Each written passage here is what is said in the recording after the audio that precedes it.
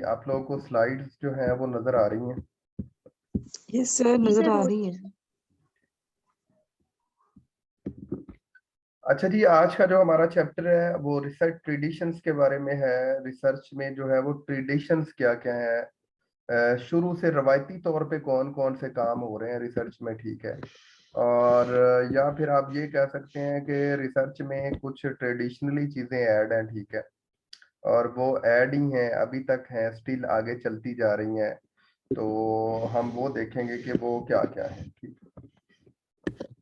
मैं थोड़ा-थोड़ा इसमें ना और भी चीज़ें थी, लेकिन वो मैंने थोड़ी-सी इनमें शॉर्ट की हैं, ठीक है, चीज़ें, क्योंकि फिर बंच ऑफ नॉलेज आप लोगों से रेडी नहीं हो पाएगा, ठीक है? और जो पेपर के लिहाज से अहम है, मैंने वो चीज़ें अब पहला जो दोनों चैप्टर्स थे वो कंप्लीट ही थे। इनमें मैं थोड़ी-थोड़ी चीज़ें मॉडिफाई करता जा रहा हूँ कि जो चीज़ें आप लोगों के लिए फ़ायदे के लिए हैं। अच्छा जी, अगर आप लोग यहाँ पे देखें तो हमारे पास है ओंटोलॉजी एंड एपिस्टेमोलॉजी, ठीक है? ओंटोलॉजी एंड एपिस्टेमोलॉजी जो है, ये क्या चीज़ें हैं? ये दरअसल फिलॉसफी जो है उसी की ही जो है वो टर्म्स हैं, ठीक है? इनको हम लोग अगर देखें तो ओंटोलॉजी जो है वो refers to the philosophy of the existence and nature of phenomena, ठीक है? यानी ओंटोलॉजी जो है उसमें हम लोग देखते हैं कि एग्जिस्टेंस यानी जो चीज़ें हमारे पास मौजूद हैं, मौजूदात हैं, जो जितनी भी चीज़ें हमारी आंखों के सामने हैं, जिनको हम लोग फील कर सकते हैं, ठीक है, देख सकते हैं, तो इनको जैसे नेचर ऑफ फिनोमेना, जैसे कि सूरज है, ठीक है, सन है, सूरज है हमारे पास, ठीक है? तो इस तरह की चीज़ों को जो चीज़ डील करती है वो ओंटोलॉजी करती है, ठीक है? तो इसको इस तरह आप लोगों ने याद रखना है। एपिस्टेमोलॉजी जो है वो is the branch of philosophy, ये भी फिलॉसफी की एक ब्रांच है, ठीक है? और that deals how knowledge of such phenomena is acquired.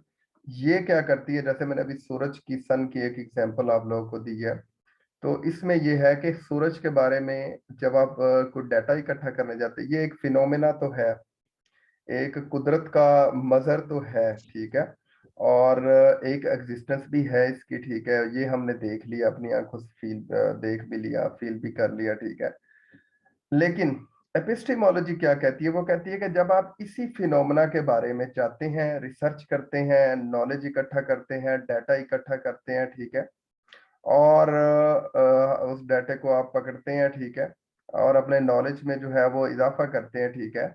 तो यानी कि ये जो अगला प्रोसेस है जिसमें आप उस चीज के बारे में डाटा इकट्ठा करते हैं, देखते हैं, इसको हम लोग क्या कहते हैं? एपिस्टेमोलॉजी कहते हैं, ठीक है? तो इस तरह जो है वो ये दोनों ब्रांचेस को आप लोगों ने याद रखना है, सम टाइम पेपर में आ जाती है, ठीक है?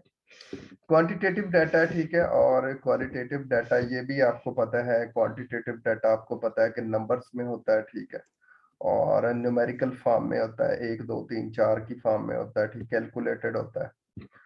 और तो ये सारा जो डाटा है, जी सॉरी, ये सारा जो डाटा है इसे क्वांटिटेटिव डाटा कहते हैं, ठीक है? And closely associated with a positivist approach, ठीक है? पॉजिटिविस्ट अप्रोच क्या है कि आप चीज़ों की तरफ जाते हैं, ठीक है, और ये आप देखते हैं कि मेरी रिसर्च जो है वो बिल्कुल ठीक चल रही है, ऑन द वे चल रही है। तो इस अप्रोच में आप क्वांटिटेटिव डाटा लेते हैं, डाटा इन न्यूमेरिकल फॉर्म, ठीक है? हम न्यूमेरिकल फॉर्म में डाटा लेते हैं, कैलकुलेशंस करते हैं, प्रॉब्लम सॉल्व्स करते हैं, ठीक है? और इन्वॉल्व्स मेजरेबल क्वांटिटीज, और इसमें वो तमाम क्वांटिटीज आप लेते हैं जो कि मेजरेबल होती हैं, जिनको हम फरमाइश कर सकते हैं, जिनको कैलकुलेट कर सकते हैं, और often collected on a single opinion, ठीक है? और सम अक्सर दफा ऐसा होता है कि इनको आप एक ही दफा पे जो है वो कलेक्ट कर लेते हैं। तो ये तो एक होता है जी क्वांटिटेटिव, और दूसरी हमारे पास इसी के साथ ही एक टर्म है क्वालिटेटिव डाटा। क्वालिटेटिव डाटा आपको पता है कि नॉन न्यूमेरिकल डाटा होता है, ठीक है? और इसमें मैथमेटिकल पोर्शन नहीं होता, ठीक है? और इसमें आपके थॉट्स हो सकते हैं, आपकी फीलिंग्स हो सकती हैं, आपके एक्सपीरियंसेस हो सकते हैं, ठीक है? ऐसी चीज़ों जो जस्ट डिस्क्राइब की जा सकती हैं, ठीक है? और क्वांटिफिएबल जो है वो डाटा नहीं होता ये, ठीक है? तो ये सारी क्वांटिफिएबल जो है वो डाटा नहीं होता, ठीक है? इसमें सिर्फ आपकी फीलिंग्स, थॉट, एक्सपीरियंस वगैरह जो है वो काउंट होते हैं, ठीक है? कोई कितना अच्छा है, बुरा है, आप कह सकते हैं, ठीक है? ऑन एवरेज चीजें आप देखते हैं, ठीक है, कि किस तरह की है data in the form of words that have to be interpreted by the researcher that is relevant, ठीक है। और ये जो डाटा होता है, ये जो रिसर्चर होता है वो ओनली इसको इंटरप्रेट तो कर सकता है, मैं जैसे पहले बताया बयान कर सकता है,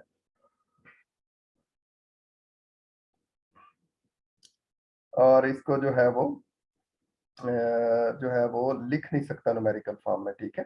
और often collected over N extended time period, ठीक है, और लंबे अरसे तक आप इसको कलेक्ट करते हैं, और कलेक्ट करने के बाद यानी कि आप देखें ना, किसी की आपने फीलिंग्स चेक करनी है, उसके थॉट्स चेक करने हैं आपने, तो आप क्या करेंगे, आप एक दिन में नहीं जज कर सकते ये सारी चीजें, आपको लंबे अरसे तक उसकी साइकी को, उसकी आदत को, उसकी हैबिट्स को देखना पड़ेगा, ठीक है, और फिर आप एक नतीजे पे पहुंचते हैं। नेक्स्ट हम लोग चाहते हैं जी डिडक्टिव और इंडक्टिव रिसर्च। ये दो बड़ी चीजें जो हैं वो एम पेपर में आ जाती हैं, ये भी ट्रेडिशनली ही चीजें ऐड हुई हुई हैं, ठीक है।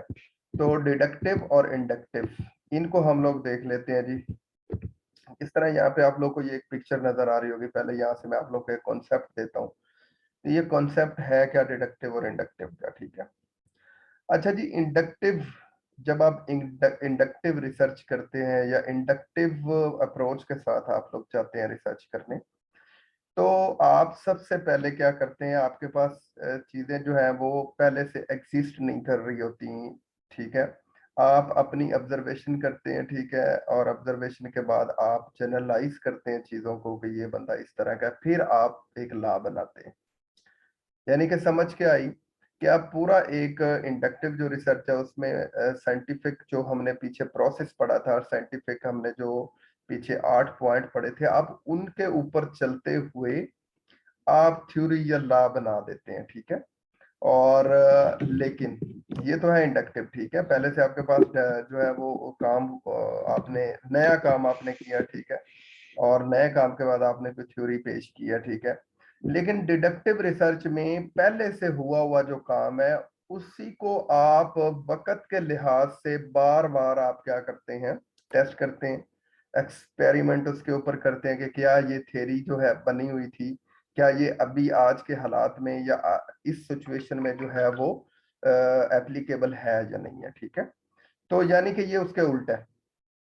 जैसे उसमें इंडक्टिव में क्या था, आप नया नया काम करते हैं और एक नई थ्योरी बनाते हैं, लेकिन वो जब थे अब, लेकिन डिडक्टिव में ये है कि आपका जो वो काम हुआ सारा पड़ा है, आप उसी काम को जो है वो बार बार एक्सपेरिमेंट करते हैं, प्रिडिक्ट करते हैं, ठीक है, और फिर आप जो है वो उसमें कोई चेंज होने वाली चीज है तो चेंज कर देते हैं, ठीक है। तो ये डिडक्टिव है। यानी इंडक्टिव और डिडक्टिव का ये तो एक कॉन्सेप्ट है, ठीक है, जिसको आपने ध्यान में रखना है। अब हम थोड़ा सा इसको रीड आउट करते हैं कि ये क्या चीज है जी।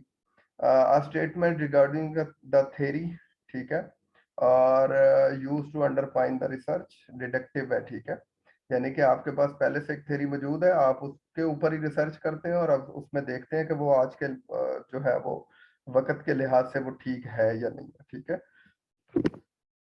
Statement deduce from that the theory, theory से एक स्टेटमेंट आप लेते हैं, that would suggest if the theory is true, ठीक है।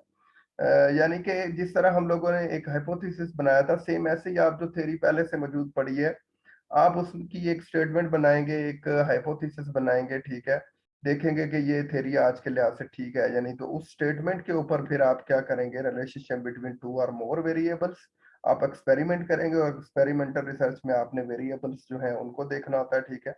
और फिर आप देखेंगे कि क्या ये हमारा हाइपोथेसिस ठीक है या नहीं है, and collecting data to test this hypothesis, फिर आप डाटा इकट्ठा करेंगे उसको टेस्ट करने के लिए, उस हाइपोथेसिस को जो आपने बनाया, ठीक है, और using the result to confirm modify refute the theory used to develop the hypothesis. अब आप लोगों ने ये सारी चीजें याद करने की जरूरत नहीं है।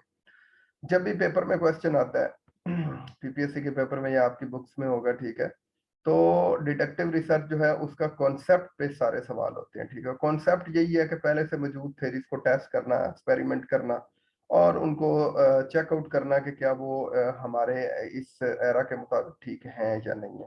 और इंडक्टिव, जैसा कि मैंने आप लोगों को पहले बताया, collection of data with no prior theory और हाइपोथेसिस, पहले उसका कोई हाइपोथेसिस या थ्योरी नहीं होती, ठीक है, और हम नया डाटा बनाते हैं, उसको एनालिसिस उसके करते हैं, वही 8 जो हमने पीछे कल सेकंड चैप्टर में पॉइंट्स पढ़े थे, उसी तरह आप कंक्लूजन देते हैं, ठीक है, और इस तरह एक थ्योरी बन जाती है, और फिर वो जो थ्योरी है वो आपको पता है कि एप्लीकेबल होती है।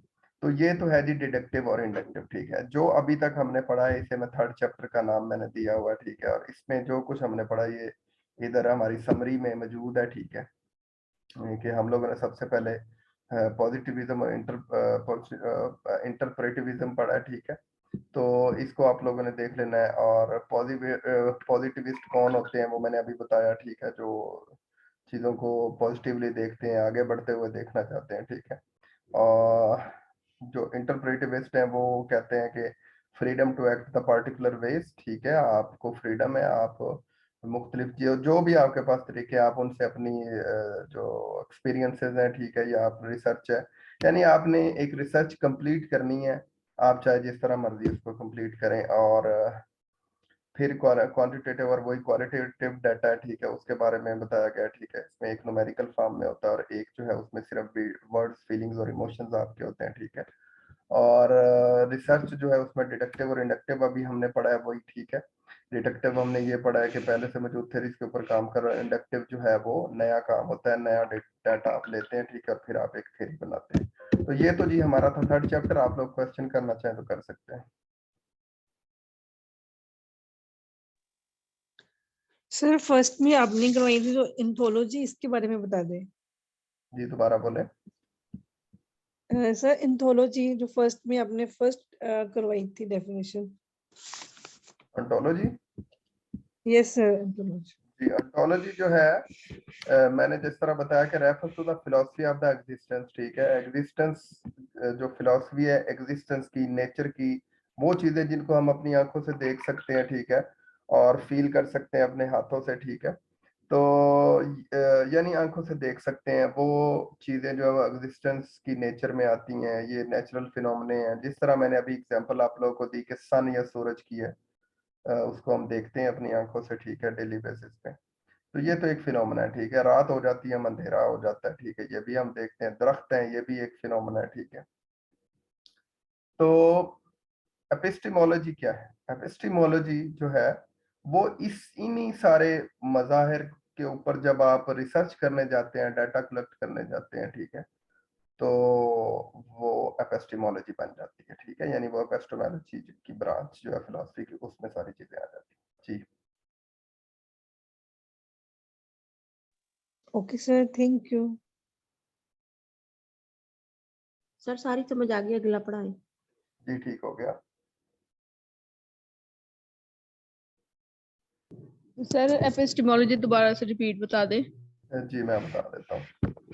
एपिस्टिमोलॉजी जो भी नेचुरल मज़ाहिर हैं, नेचुरल फिनोमिनन है अल्लाह ताला ने जो जहाँ पे बनाए हुए हैं, ठीक है, उनके बारे में जब आप रिसर्च करने जाते हैं, ठीक है, इस तरह पहाड़ है, पहाड़ों पे आप रिसर्च करने चले जाते हैं, ठीक है। जब उनके वो जो नेचुरल फिनोमिने हैं उन पे आप जब डाटा कलेक्ट करते हैं इंफॉर्मेशन के लिए, नॉलेज के लिए, ठीक है, तो देन ये सारा जो हमारा काम है वो फिलोसफी की एक ब्रांच एपिस्टेमोलॉजी में आता है, ठीक है। तो इसको एपिस्टेमोलॉजी कहते हैं। तो सर एपिस्टेमोलॉजी और ओंटोलॉजी में मेन डिफरेंस फिर क्या है? डिफरेंस ये है कि उसमें आप सिर्फ दूर से खड़े हुए पहाड़ों को देख रहे हैं, अच्छे हैं, बहुत अच्छे हैं, ठीक है। बट जब आप उनको खोदते हैं उसमें कोयला भी है, उसमें सोना भी है, उसमें बहुत सी किस्मों के पत्थर हैं, कलरफुल पत्थर्स भी हैं, ठीक है। जब आप उनको मतलब कि एक तो खड़ी हुई चीज है उसको आप देख लेते हैं, ठीक है, जब आप उसके बारे में नॉलेज हासिल करने जाते हैं तो ये फिर फर्क आ जाता है, ठीक है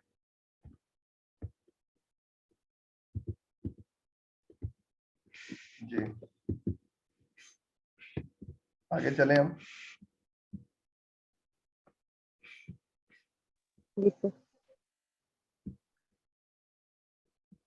जी सर आगे चले।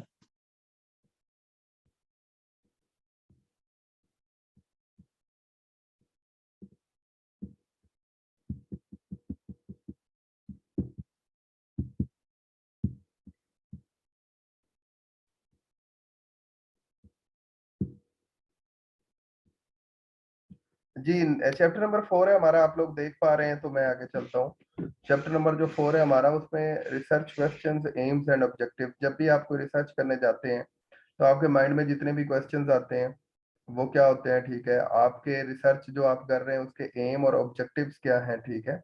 ये हम किस तरह इनको देखते हैं, ये हमारा चैप्टर नंबर 4 है, ठीक है। इसमें जो चीजें आपके लिहाज से हैं मैं वो आप लोगों के साथ शेयर करने जा रहा हूँ, ठीक है। सबसे पहले जब भी आप रिसर्च करने जाते हैं तो आपके ज़हन में जो सवाल आता है या आपको जो सवाल दिया जाता है जिसको आपने हल करना होता है वो होता है where do I get my research topic.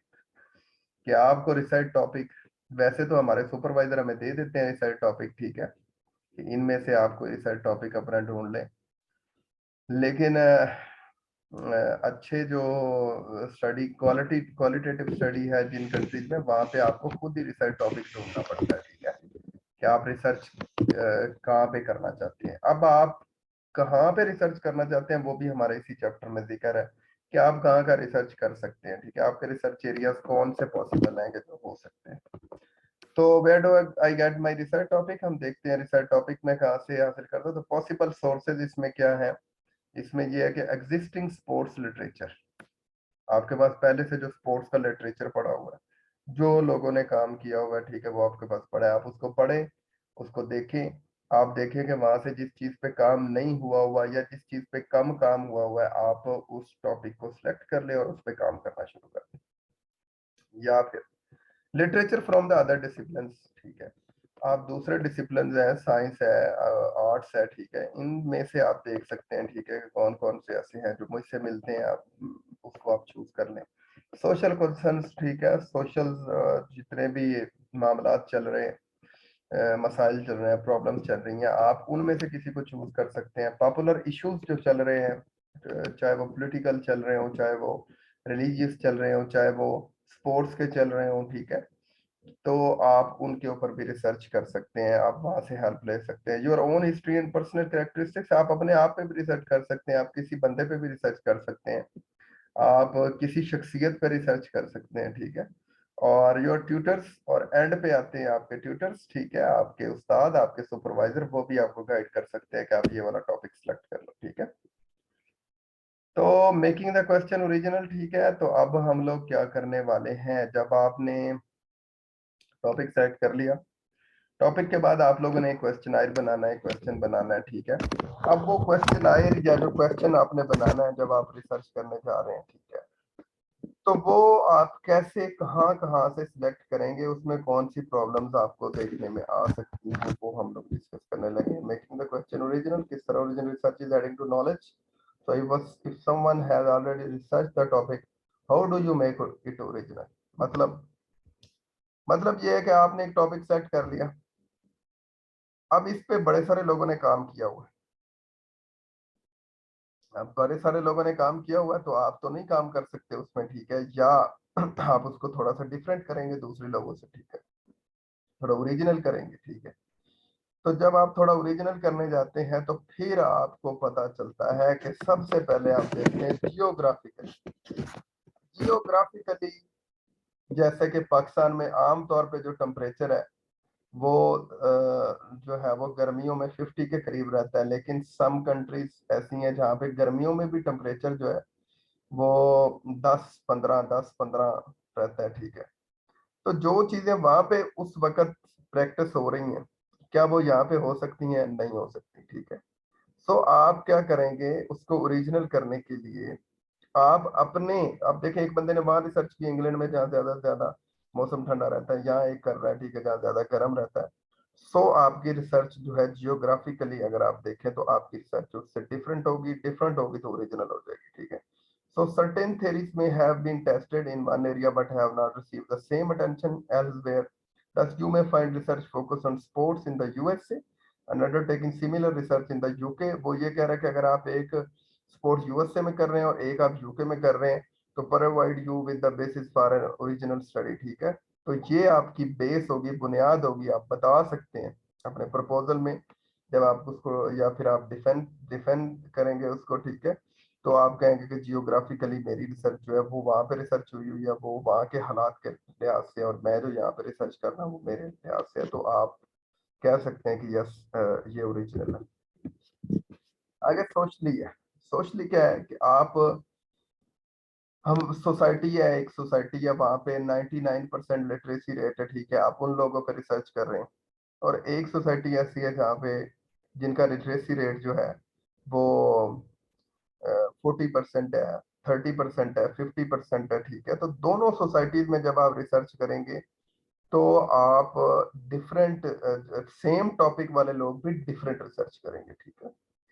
जो थोड़े कम लिटरेट हैं उनके साइकी, उनके आइडियाज, उनके ख्यालात और होंगे, और जो ज्यादा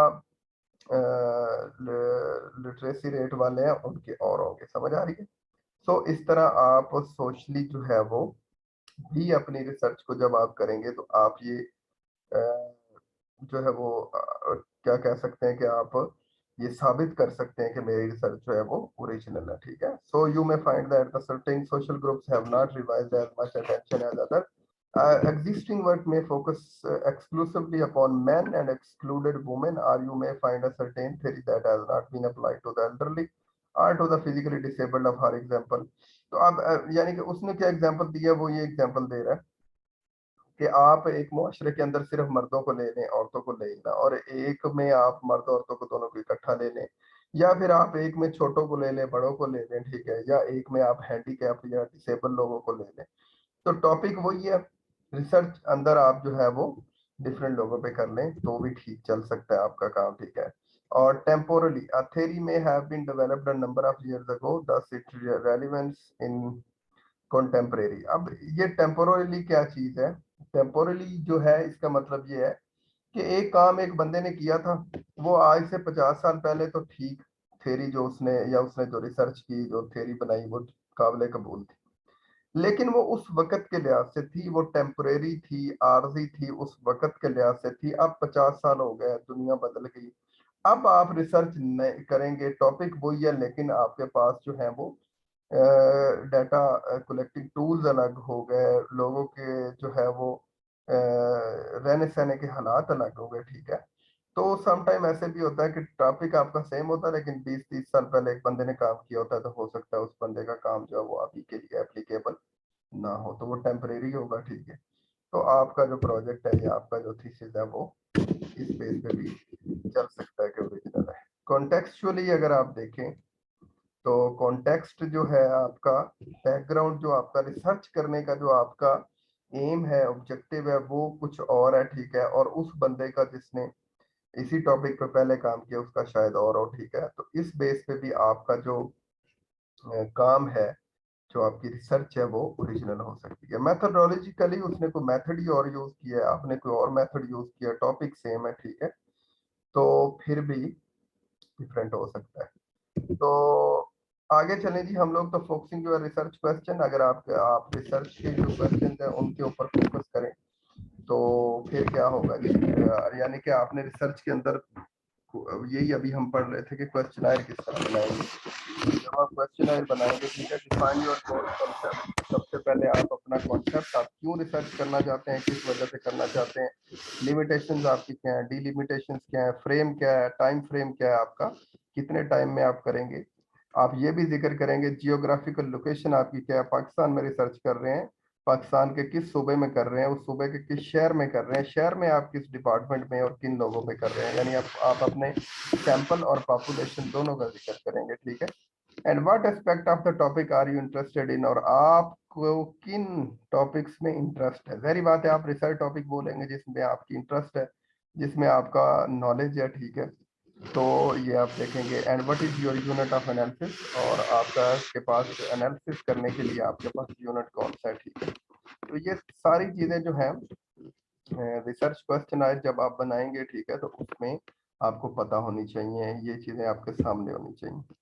और फर्ज करें यहाँ पे एक एग्जांपल मैंने कोट की हुई है, फोकसिंग का रिसर्च क्वेश्चन, ठीक है। इसमें सवाल ये है कि do coaches have different leadership style depending upon whether they are coaching team और इंडिविजुअल स्पोर्ट्स। सवाल ये है कि कोचेस जो है वो अपने डिफरेंट लीडरशिप स्टाइल यूज करेंगे, चाहे वो एक बंदे को इंडिविजुअल को ट्रेनिंग करवा रहे हो या एक पूरी टीम को करवा रहे हो, ठीक है। तो उसमें उन्होंने इस तरह की कुछ चीजें दी होंगी। पहले नंबर हम देखेंगे स्पोर्ट्समैन है कौन, अलीट है, नॉन अलीट है, ठीक है। अगर नॉन अलीट है तो मेल है या फीमेल है, तो फीमेल है, ठीक है। फीमेल है तो वो सीनियर है, जूनियर है या अडल्ट है, ठीक है, ये चीज हम देख लेंगे। फिर हम लोग आएंगे तो किसकी तरफ हम लोग आएंगे, फिर हम लोग आएंगे जनाब कि मेल जो है अगर है तो ठीक है, वो प्रोफेशनल है या इमेच्योर है, ठीक है। और फिर देखेंगे नोवाइस है, नया बंदा है या एक्सपीरियंस्ड है, ठीक है। तो इस तरह एक एक चीज आपने अपनी रिसर्च क्वेश्चन के अंदर शो करवानी है, दिखानी है। मसलन ये अच्छा, इस चीज को आप अभी छोड़ दे, मैं आपको एक सिंपल एग्जांपल देता हूँ। सिंपल एग्जांपल ये है कि आप जो रिसर्च वर्क कर रहे हैं, ठीक है, उसमें आप अपना तारुफ देंगे, ठीक है। फिर आप अपने अच्छा, जब भी आप एक क्वेश्चन किसी को भेजेंगे हल करने के लिए, तो आप उसकी बायोडाटा लेंगे।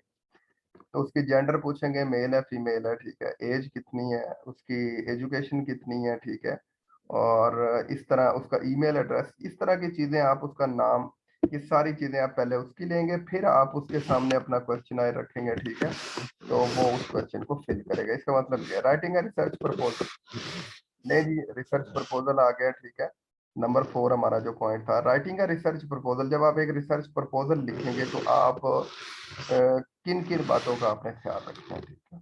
रिसर्च प्रपोजल, पहले तो मैं आपको दोबारा याद करवा दूं होता क्या है। याद रखें, रिसर्च प्रपोजल जो है, जब भी आपने, आप में से अक्सर लोगों ने अगर फॉरेन के लिए कहीं अप्लाई करना है, किसी यूनिवर्सिटी में आपने अपने मास्टर्स के लिए अपने अप्लाई करना है, ठीक है, खासतौर पर फॉरेन के लिए, तो वो आपसे एक प्रपोजल मांगेंगे, या रिसर्च आपने वहां पे करनी होगी तो सबसे पहले रिसर्च प्रपोजल मांगेंगे जब आप एमफिल पीएचडी की रिसर्च करेंगे, ठीक है। तो जब आप रिसर्च प्रपोजल उनको लिखेंगे, ठीक है, तो वो जो रिसर्च प्रपोजल है, वो रिसर्च प्रपोजल आप कैसे लिखेंगे, किन किन चीजों को आप मद्देनजर रखते हुए लिखेंगे, ठीक है। तो ये वाला जो है चीजें हम लोग देखेंगे। अच्छा जी, दोबारा मैं आ रहा हूँ। तो किन चीजों को मद्देनजर, a clear statement of the overall AIIMS and objective of the research. सबसे पहले आप लिखेंगे उसमें रिसर्च प्रपोजल में कि मैं क्यों रिसर्च करना चाहता हूँ, मेरे ऑब्जेक्टिव्स क्या है, मेरे एम्स क्या है, ठीक है, और मैं किस तरह इस रिसर्च को आगे लेके चलूंगा। A statement outlining the originality and importance of the research, ठीक है। वहां पे हम लोग ये भी लिखेंगे कि मेरी जो रिसर्च है ये ओरिजिनल है और इन इन मेथड्स के ऊपर चलते हुए मैंने इसको कर रहा हूँ, और इस रिसर्च की इंपॉर्टेंस क्या है, मैं क्यों ये रिसर्च कर रहा हूँ, ठीक है। और a brief description of existing work in the area, ठीक है। और a brief description of existing work in the area, और ये भी हम लोग देखेंगे कि जो इसमें पहले लोगों ने काम किया हुआ है, ठीक है, और मैं उनसे कितना डिफरेंट कर रहा हूँ, ये भी आप लिखेंगे, ठीक है। How the research is to be conducted, research जो है क्यों कंडक्ट की गई है, ठीक है। The research design to be adopted, ठीक है। और the research design to be adopted, ठीक है, हमने रिसर्च डिजाइन कौन सा हम अडॉप्ट करेंगे, ठीक है। Anticipated methods and indication of the sample group, ठीक है। और हम लोग ये देखेंगे कि जितने भी हमारे पास सैंपल हमने ग्रुप लिया, जिनको हमने क्वेश्चनर देना है या जिनको हमने अपनी रिसर्च के लिए यूज करना है, ठीक है, वो कितने लोग हैं, किस एज के लोग हैं, और sample size and recruitment method. और हम लोग ये भी देखेंगे कि 100 बंदा ले रहे हैं, 50 बंदा रिसर्च के लिए ले रहे हैं, 500 बंदा रिसर्च के लिए ले रहे हैं, ठीक है। तो ये सारी चीजें जो है आप अपने रिसर्च प्रपोजल में लिखेंगे, और ये भी लिखेंगे how the data collected are to be analysed. और आप जो डाटा कलेक्ट करेंगे किस किन टूल्स को मद्देनजर रखते हुए करेंगे, और उस डाटा को आप एनालाइज किसके जरिए करेंगे। और the anticipated time scale for the research, और आपकी जो रिसर्च है वो मैं 5-6 महीनों में, 6 महीनों में, 3 महीनों में, 2 महीनों में, कितने टाइम में खत्म करूंगा। And the anticipated outcomes of the research, और इस रिसर्च के आउटकम्स क्या होंगे, इस रिसर्च को करने के बाद क्या क्या आप फायदे सोसाइटी को दे सकते हैं, या कौन सी चीजें जो है वो आप नई जो है वो कर सकते हैं। Any specific recruitment in the term of access financial requirements, और इसमें अगर आपको किसी का इंटरव्यू, फर्ज करें आपने डाटा कलेक्शन टूल इंटरव्यू ले लिया, और इंटरव्यू, आप तो रहते हैं लाहौर में, और इंटरव्यू आपने लेना है उस बंदे का कराची में, क्योंकि वो कराची है, तो यहाँ से जाने का किराया, वहां पे ठहरने का खर्चे, वहां के खाने पीने के खर्चे, जो भी आपके रिसर्च के अंदर फाइनेंशियल रिक्वायरमेंट्स होगी, वो सारी भी आप इसके अंदर लिखेंगे। And any ethical issues that may be relevant to the study, ठीक है। और कोई इथिकल इश्यूज उसमें आ सकते हैं, आप देखेंगे कि उसमें किसी कम्युनिटी के जज्बात मजरू तो नहीं हो रहे। अगर आप मुसलमानों पे कर रहे हैं तो क्या इस तरह के क्वेश्चंस तो नहीं है कि वो उसमें उनके मजहब को, रिलीजन को जो है वो किया गया टारगेट, या आप इस क्रिश्चियन पे कर रहे हैं, ठीक है, तो उनके मजहब को तो नहीं आपने किसी तरह किया हो, या किसी खास लोगों को तो आपने टारगेट नहीं किया जो जिनके जज्बात मजरूह हो रहे हैं इस पे। ये सारी चीजें आप लोग अपने माइंड में लिखें, रखेंगे। और रिसर्च प्रपोजल लिखेंगे। अब वीकनेस इन रिसर्च प्रपोजल क्या क्या हो सकती हैं? दी रिसर्च प्रॉब्लम्स हैं, ठीक है। The problem is of insufficient importance और लाइक, अच्छा ऐसा रिसर्च काम आप कर रहे हैं जिसकी कोई इंपॉर्टेंस ही बड़ी कम है, ठीक है, वो इतना प्रोडक्टिव ही नहीं है, उसकी जो इन्फॉर्मेशन है वो इतनी यूजफुल नहीं है, तो ये आपको प्रॉब्लम आ सकती है। जो आप हाइपोथेसिस बनाएंगे, ठीक है, जिसके ऊपर रिसर्च आपकी चलनी है, are is not based on any existent evidence, ठीक है, वो हो सकता है कि एग्जिस्ट ही ना करती हो कोई ऐसी चीज, ठीक है। यानी रिसर्च प्रॉब्लम से मुराद ये है कि जब आप रिसर्च करेंगे, रिसर्च प्रपोजल आप लिखेंगे, ठीक है, तो आपने इस तरह का प्रपोजल नहीं लिख देना कि कोई वो जितनी भी चीजें आपने अंदर रखी लिखी हैं वो चीजें जो हैं आप पूरी ना कर सकते हैं, ठीक है। तो the problem is more complex than the investigator appear to realise. जिस तरह मैंने कल आप लोग को एक एग्जांपल दी कि आप अंडर 16 बच्चों की स्पीड इंप्रूव करना चाहते हैं, और मैं तो कह रहा था कि आप एक जिले का एक कॉलेज लेंगे, ठीक है, उस पे कर लें। आप कहते हैं जी मैंने यूएसए जाना है, ठीक है, वहां पे अंडर 16 के जो बच्चे हैं उनको करना है, तो उसके लिए जारी बात है वो थोड़ा सा आपके लिए मुश्किल होगा, ठीक है। तो इस तरह की चीज आपने किस रिसर्च प्रपोजल में कोई भी नहीं डाली। रिसर्च इज ओवरली कम्प्लेक्स, ठीक है, विद टू मैनी एलिमेंट्स। आपने बहुत सारी चीजें ही अगर उसमें ऐड कर दी हैं जो कि पूरी नहीं हो सकती, ठीक है, तो वो रिसर्च आपकी अप्रोच, आपकी अप्रोच जो है उसमें आपने मेथड कौन सा यूज किया, वो आपने सही मेथड यूज नहीं किया, ठीक है, और उसमें क्लैरिटी नहीं है, ठीक है, और रिसर्च डिजाइन आपने सही नहीं किया, या स्टैटिस्टिकल जो एस्पेक्ट्स हैं आपने उसमें जो स्टैट यूज करनी है वो पूरी नहीं उतर सकती, ठीक है, आपका डाटा ही इस तरह का है, तो फिर ये मसला भी आपको आ सकता है जब आप रिसर्च प्रपोजल लिखेंगे। पर्सनल कैरेक्टरिस्टिक्स आप देखेंगे कि आप रिसर्च, आपके पास नॉलेज ही नहीं है एक चीज का, आपकी डिग्री से रिलेट ही नहीं करती, ठीक है, तो फिर क्या होगा, फिर भी आपको जो है वो आपको प्रॉब्लम आएगी उसमें, ठीक है। और उसके बाद समरी यही है, जितना कुछ हमने पढ़ा है, ठीक है, ये समराइज मैंने किया हुआ है, इसको आप लोगों ने देख लेना। अभी आप इसके बारे में क्वेश्चन कर सकते हैं चैप्टर नंबर 4 के बारे में। सर एक दफा समराइज कर दें। जी मैं समराइज कर देता हूँ, फिर क्वेश्चन का टाइम नहीं बचेगा, लेकिन मैं कर देता हूँ कि समराइज हमने इस तरह किया कि सबसे पहले हम लोगों ने देखना है कि हम लोग इन्वेस्टिगेशन या रिसर्च अपनी करना किस पे चाह रहे हैं, टॉपिक सेलेक्ट करेंगे, ठीक है।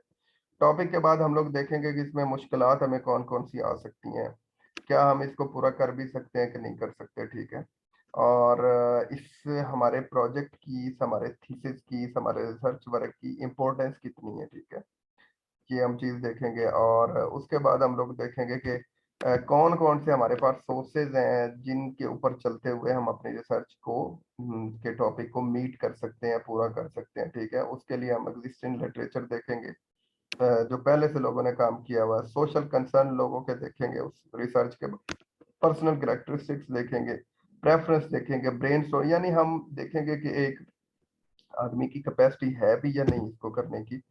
और although some degree of originality is desirable, ठीक है, आपको रिसर्च करने के लिए आपको कम से कम थोड़ा बहुत डाटा तो ओरिजिनल करना होता है, ठीक है, नया कुछ करना होता है, ठीक है, तो वो ओरिजिनलिटी हम लोग देखेंगे कि ओरिजिनल किस तरह हमारा हो सकता है, ठीक है। और topic should lead to focus question, ठीक है, आपका जो टॉपिक है वो उसके ऊपर कोई क्वेश्चंस भी बन सकते हैं या नहीं बन सकते, तो उनको हम लोग देखेंगे, ठीक है। और answer the research question must be achievable, ठीक है, और जितने क्वेश्चन आप कर लिखेंगे अपने क्वेश्चन के अंदर वो अचीवेबल होने चाहिए, उनके जवाब होने चाहिए, ना कि उनके जवाब ही ना हो, ठीक है।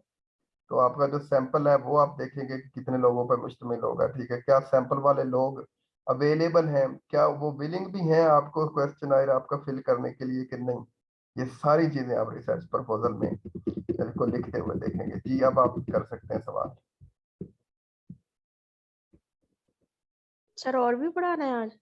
एक चैप्टर और है।